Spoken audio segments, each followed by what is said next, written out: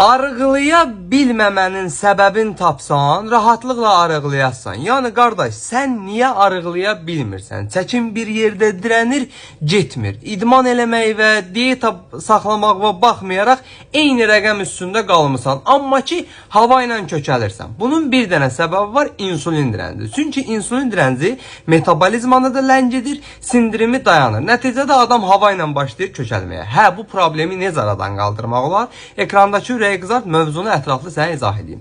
İnsulin dirənci müxtəlif səbəblərdən yarana bilir, amma əksər hallarda qanda D vitamini dəyərləri aşağı düşəndə də insulin dirənci yaranır.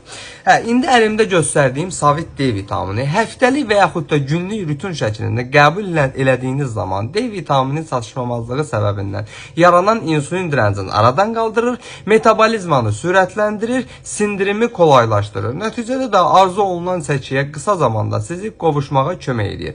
Bununla paralel şəkildə qığırdaq yeyilməsidir, sümük ağrılarıdır, bu tipli xəstəliklərin, eləcə də Hashimoto tipli xəstəliklərin yaranmasını da qarşısını alır. Həm uşaqlar, həm böyüklər Savit D vitaminindən istifadə edə bilər. Saç tökülməsidir, diş ağrılarıdır, sinir ağrılarıdır. Bu kimi problemlər də D vitamini azlığından yaranır. Eləcə də tez-tez sərləmədir.